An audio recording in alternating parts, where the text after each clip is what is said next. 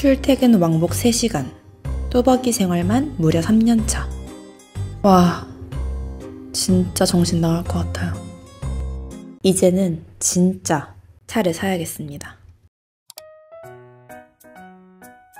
언냐, 나가서 돈 벌어와. 저희 집은 대충 여기 북한쯤 있습니다. 한강 아래로 내려가려면 여권을 챙겨야 해서 잘 안 가요.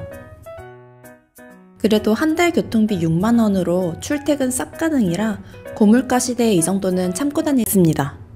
지긋지긋합니다. 엔카 믿고, 엔카는 잘 모르겠고 도현씨 자기를 믿으면 안 돼. 중고차를 처음 사보는 거라 걱정이 너무 많아서 제가 아는 사람 중에 중고차를 가장 사랑하는 조씨에게 연락을 해봤습니다.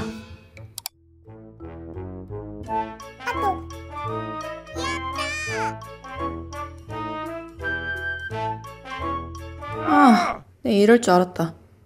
이런 사기꾼 아저씨. 로 발행시를 해보겠습니다.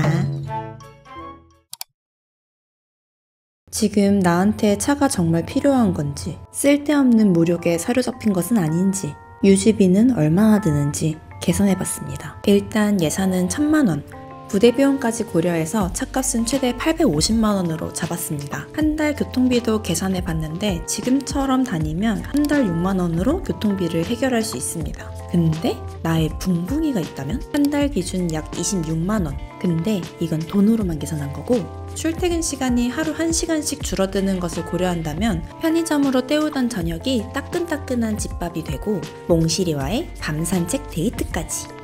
차를 사는 게 무조건 이득인데?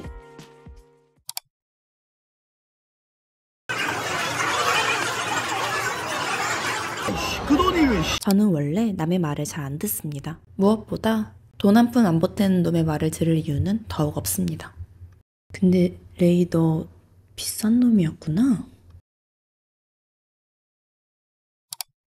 이 귀요미 고양이 레이가 1630만원이면 어떡하죠? 1000만원을 탈탈 털어서 레이 모닝을 사는 게 최선인 건지 잘 모르겠습니다. 역시 이 돈이면 씨. 이럴 땐 전문가의 말을 들어보면 됩니다. 아반떼 AD나 아반떼 AD 그리고 아반떼 AD 아반떼 CN7입니다. What? 아니, 아반떼가 레이보다 싸다고? 그럼 아반떼가 맞지. 엔카 검색을 위해 필터를 걸어줍니다. 가격은 850만원, 주행거리 15만 킬로, 연식은 14년식 이상. 와, 매물 진짜 많네. 가장 먼저 차량 사진을 스캔합니다. 스튜디오가 아니라 이렇게 주차장에서 찍은 사진은 뭔가 믿음이 안 가더라고요. 그래서 이런 친구들은 모두 걸렀습니다. 사진으로 1차 필터링 후 성능점검 기록부를 봤는데 이런 교환이나 판금이 있으면 다 걸러야 하는 건지, 이런 표는 죄다 양호 적정이니까 신경 안 써도 되는 건지 하나도 모르겠어서 성능지 보는 법부터 공부했습니다. 너무 어렵게 생겨서 아주 조금 당황했지만 핵심은 알았습니다. 성능점검 기록부에서 사고 이력 있음은 주요 골격, 즉 뼈대를 수리했다는 말이고 안전에 영향을 줄 수 있다고 해서 사고 있음에 체크가 있는 매물은 모두 걸렀습니다. 다음으로 보험 이력을 봤는데 보험사고 82만원은 괜찮은 것 같은데 보험사고 228만원은 괜찮은 건가요? 이건 진짜 아무리 봐도 뭘 어쩌라는 건지. 사실 저는 원하는 조건이 거의 없어서 차를 금방 고를 수 있을 줄 알았는데 생각보다 많은 걸 따지게 되더라고요. 예를 들어서 보호대체 어디서 가져왔는지 모르겠는 이 노란 발판과 가을 단풍 닮은 시트, 비실이 닮은 못생긴 차, 이런 건 일단 다 거르고 엔카 진단이나 믿고 배지가 붙어있으면 좀 더 믿음이 가더라고요. 그래서 엔카 어쩌고 붙은 매물에게 높은 점수를 줬습니다. 그리고 드디어 딜러와의 첫 통화. 안전한 거래를 위해 요금됩니다. 여보세요? 안녕하세요. 저 지금 엔카에서 중고차 하나 보고 연락드렸는데요. 금요일 한번 볼 수 있을까요? 몇 시 정도? 혹시 오후 1시 이후면 좋을 것 같은데. Let's go! 설렘 반 긴장 반 혼자 중고차 단지에 갔습니다. 근데 가는 길이 좀 멀었습니다. 의정부 집에서 서울역까지 1시간 20분, 서울역에서 수원역까지 기차로 35분, 수원역에서 매매단지까지 20분, 총 2시간 15분 걸렸습니다. 미친 짓이었습니다. 와, 오늘 무조건 산다. 범죄도시에서 봤던 장면을 생각했는데 생각보다 아주 쾌적했습니다. 초롱이 닮은 사람이 있어서 눈은 떨고 다녔습니다. 오늘을 위해 공부도 열심히 했으니까 나 왠지 엄청 잘할 것 같아. 수원에서 중고차 단지 2군데를 방문했고 총 6대의 차를 봤습니다. 그중 4대는 시운전도 해봤어요. 근데 제가 유튜브에서 보던 것과는 다르게 엔진룸을 먼저 열어준 딜러는 딱 한 명이었습니다. 보인 적 있어요? 없어요. 한 번도 안 열었어요. 이거 봐야 돼요. 근데 봐도 뭔지 모르니까 열어달라고 못 하겠더라고요. 그냥 아는 척 하는 거죠. 아, 원래 중국 사람은 그 정도 해야 돼요. 정말 아무것도 모르는데. 유일하게 엔진룸을 열어주시고 정말 많은 것을 설명해 주셨는데 금이가 있네. 여기서 봤을 땐 몰랐는데, 그쵸? 여기 딱 여기 안 부분 네. 젖어 있죠? 네. 뭔가 물 뿌린 것처럼. 네. 전체적으로 상태가 좋지 않은 차였고 다른 차들도 혼자서 판단하기에는 좀 그냥 시동 잘 걸리고 에어컨 잘 나오면 그냥 사면 되는 건가? 오늘 진짜 사야 되는데 역시 그 방법밖에 없나? 수원 가서 매물을 몇 개 보고 왔는데 아무리 봐도 잘 모르겠어요. 아반떼 MD랑 소나타 하이브리드 말하는 거지? 그거 안 사길 잘했어. 엥? 근데 유튜버들 다 아반떼랑 소나타 얘기밖에 안 하던데요? 너 아반떼도 가솔린 MD로 했지? 네. 가솔린 모델은 엔진 고질병이 있어서 무조건 고장나. 그리고 소나타 하이브리드 1세대잖아. 둘 다 수입이 폭탄 나올 수 있어서 난 비추야. 그런 걸 다 어떻게 알아요? 야, 네가 찾아봐야지. 세상에 완벽한 차는 없어. 고질병이라는 문제를 하나씩 안고 있는데 차를 하나 정했으면 네이버 카페 같은 곳에 차종 커뮤니티가 있거든? 거기 들어가서 고질병 같은 거 조사해봐야 돼. 그럼 조씨가 추천하는 차는 뭐예요? 뭐 사고 싶은 거 없으면은 난 가성비 차로 올류 프라이드랑 그리고 카렌스?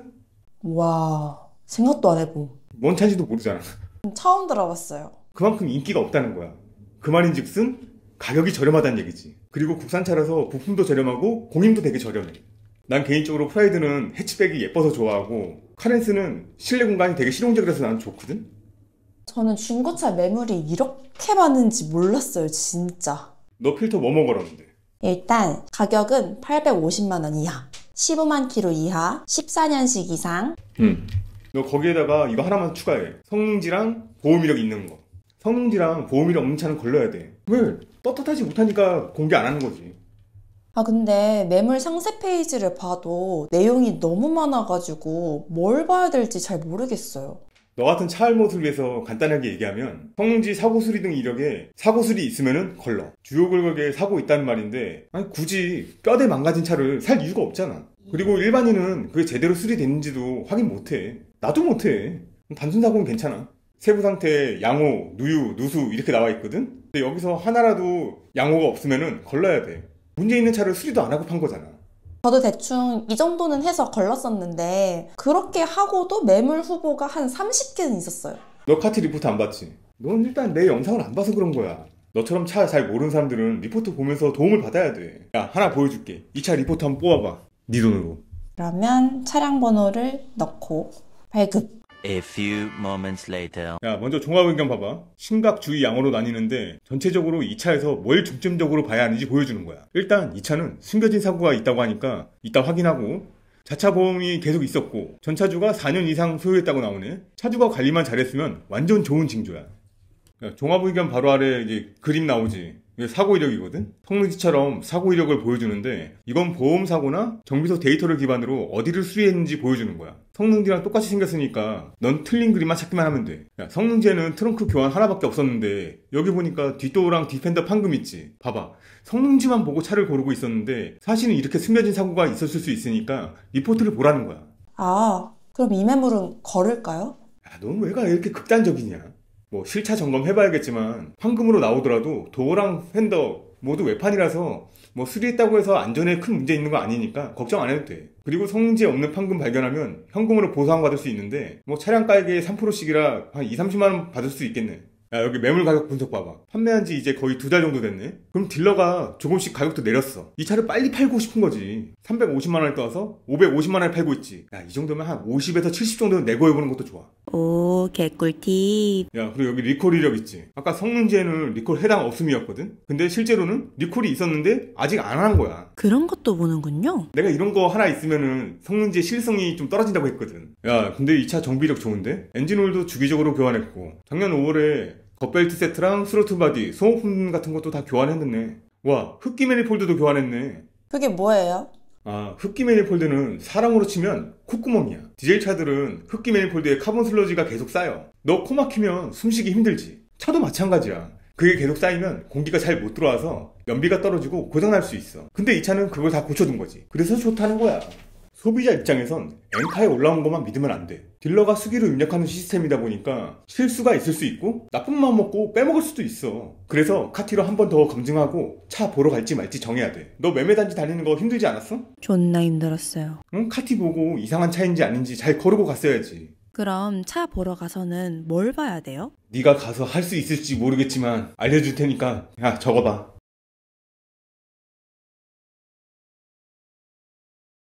조씨의 추천대로 프라이드와 카렌스 매물을 포함해서 매물 찾기부터 다시 했습니다.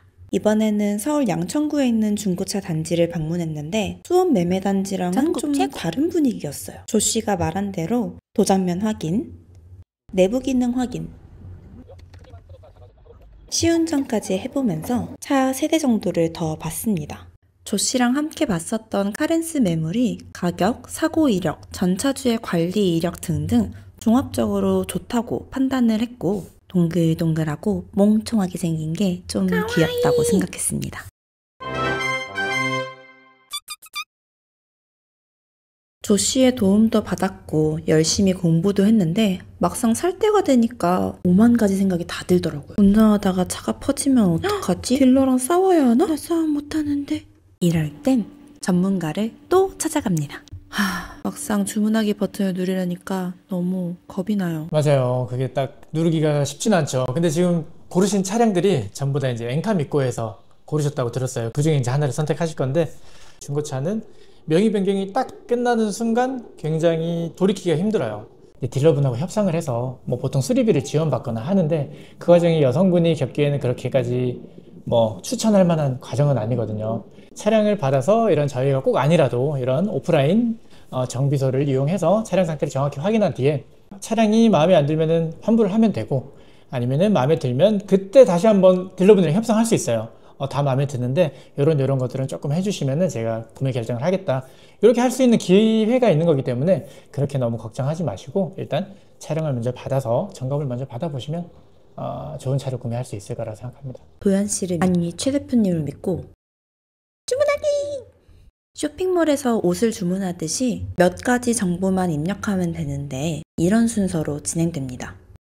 전액 현금 결제도 대출 한도 조회는 꼭 해야 합니다. 이게 좀 귀찮더라고요. 계약금은 100만원, 대출 한도 부족 금액 9만원, 총 109만원의 계약금을 입금했고 계약서 작성까지 완료! 자동차 보험은 최소 15일짜리로 해야 해서 아무리 조건을 빼도 5만원이 넘더라고요. 아니 근데 여기서 벌써 3번째 튕겼어요. 배송일도 꼭 다음 날만 선택할 수 있어서 불편했어요. 어쨌든 카티더 안심 예약 시간에 맞춰서 주문을 완료했습니다. 오늘 드디어 붕붕이가 옵니다. 작성 주소를 카티더 안심으로 해둬서 바로 정밀 점검을 받았습니다.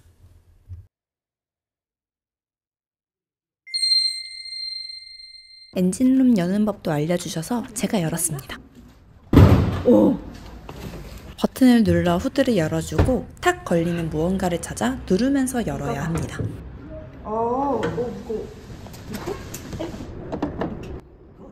엔진룸 위에서 확인했을 때 눈에 띄는 누유나 문제가 될 만한 소음은 없었어요.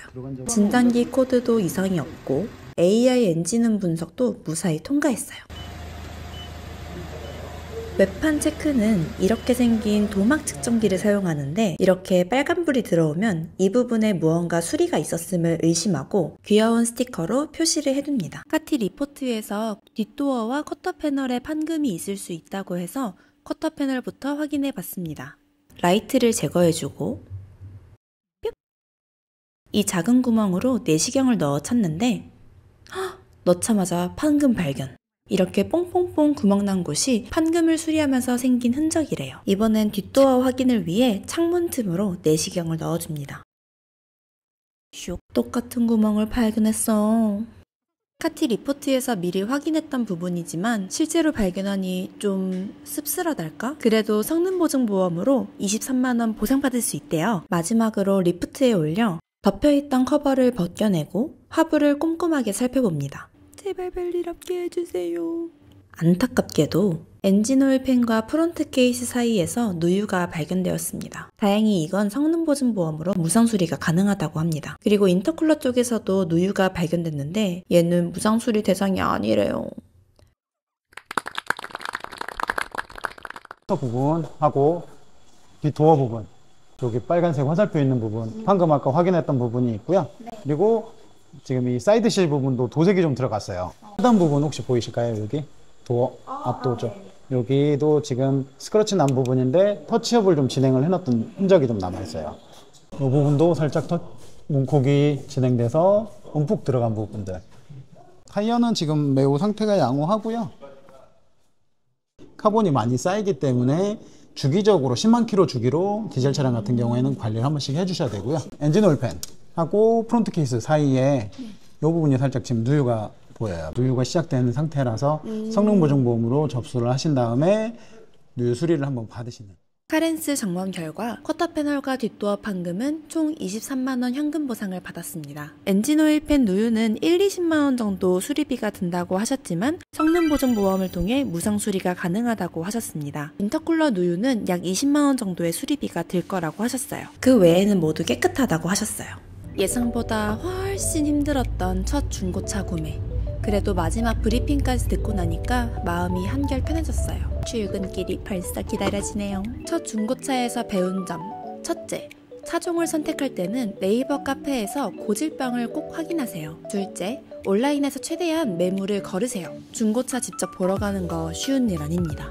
진짜로. 카티 매물 리포트로 꼭 보러 갈 매물만 남기세요. 셋째, 중고차 단지를 방문할 때는 편한 옷을 입으세요. 구두 신고 갔다가 발꾸락 으깨졌습니다. 넷째, 차를 보러 가면 현장에서 다음 세 가지는 꼭 확인하세요. 차량의 도장면에서 꺼끌꺼끌한 면은 없는지, 에어컨, 히터, 열선 시트 등 실내 기능은 모두 정상 작동하는지, 시운전에서 이상한 소음은 없는지 빠짐없이 확인해야 합니다.